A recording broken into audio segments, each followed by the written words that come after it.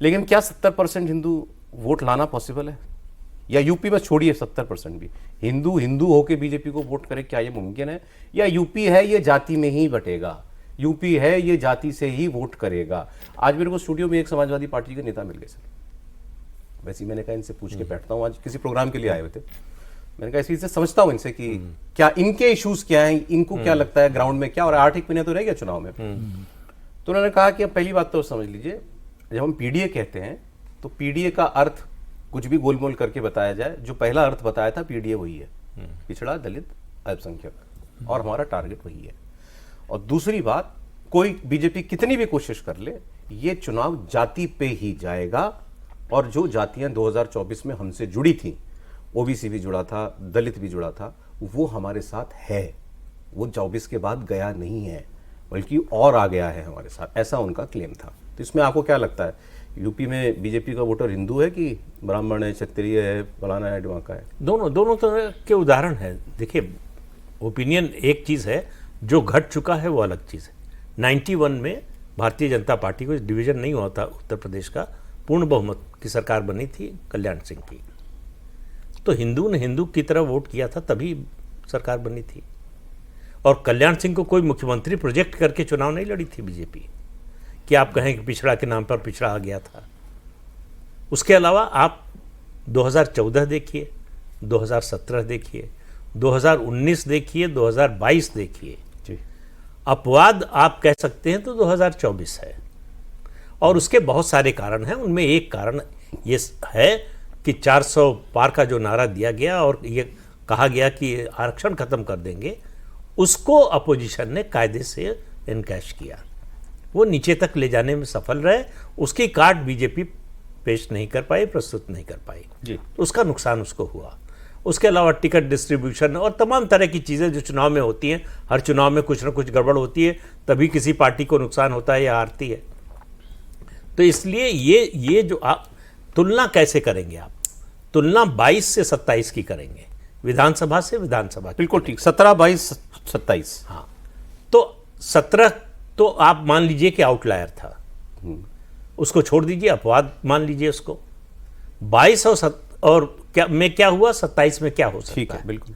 तो 22 में आप देखिए पॉलिटिकल फॉर्मेशन क्या थी। समाजवादी पार्टी के साथ ओम प्रकाश राजभर की सुभाषपा थी, और पश्चिम में जो है जयंत चौधरी की आरएलडी थी। दोनों नहीं है साथ में, दोनों बीजेपी के साथ में नहीं है। ये केवल इतना नहीं है, वो अलग लड़ रहे होते उसका मतलब दूसरा होता, वो बीजेपी के साथ है और लगातार साथ है। 2022 में जब एक तरह से धक्का देके अखिलेश यादव ने कम से कम ओम प्रकाश राजभर को निकाला, और उसके बाद फिर जयंत चौधरी जो है लोकसभा चुनाव सर बात वहीं आ गई फिर, इन पार्टियों की, यूपी में तो इन पार्टियों की पहचान भी जातियों से ही है। वो आपकी बात ठीक है, लेकिन इन पार्टियों के आने से ऐसा है कि जब हिंदुत्व, राष्ट्रवाद और उसमें जाति, 17 में कैसे जीती बीजेपी या 14 में कैसे जीती, दोनों चीज़ों का कॉम्बिनेशन था। सामाजिक समीकरण भी, उसको आप जातीय गठबंधन भी कह सकते हैं, जातीय समीकरण भी कह सकते हैं, और राष्ट्रवाद और हिंदुत्व भी। अब इसमें तीसरा फैक्टर जुड़ा है, 9 साल से राज्य में सरकार है, 12 साल से केंद्र में सरकार है, गवर्नेंस का जो कि दिखाई देता है। आपकी जिंदगी में कोई फर्क पड़ा कि नहीं, ये किसी सरकार को बताने की जरूरत नहीं है, किसी नेता पार्टी को बताने की जरूरत नहीं है, वो आपको दिखाई दे रहा है कि आपको इन 9 सालों में, 12 सालों में क्या मिला और उससे पहले क्या मिल रहा था।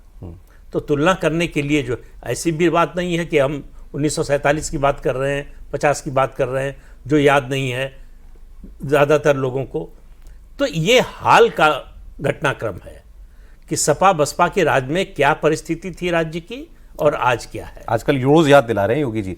आज के भाषण में एक लाइन, मैंने स्क्रीन पे मेरे, हमारी ब्रेकिंग न्यूज़ चल रही थी, मैं देख रहा था विद्युत टीवी, तो एक लाइन ने सर नज़र पकड़ी कि ये बात कही है, तो मतलब, और वो बात थोड़ी तीखी बात कही थी उन्हें। आज उन्होंने कहा 9 साल पहले क्षेत्रीय दल देश के साथ विश्वासघात कर रहे थे। अब ये बड़ा स्टेटमेंट है, क्षेत्रीय दल विश्वासघात, कौन से क्षेत्रीय दल हैं उत्तर प्रदेश में? 2 के तो नाम आपने ले लिया, आज तो वो बीजेपी के ही साथ है, बड़ी पार्टी सपा बसपा, कहना वो सपा के लिए चाह रहे थे, लेकिन उन्होंने घुमा के कहा, सबको ही लपेट लिया उसमें कि क्षेत्रीय दल देश के साथ विश्वासघात कर रहे थे, मतलब क्षेत्रीय दलों पे न जाना, असली पे आना, ये कहना चाह रहे थे वो। देखिए, जाति वाला आधार को तोड़ करके जिस ढंग से सबका विकास वाला जो थ्योरी नरेंद्र मोदी जी ने किया, वो योगी ने यदि उसको इम्प्लीमेंट जिस ढंग से जहाँ बड़े पैमाने पर कर रहे हैं, तो जो भी हुआ 2024 उससे भी काफ़ी सबक मिला है कि भाई देखिए, ऐसा नहीं होना चाहिए कि कहीं ना कहीं इधर उधर छितर जाए।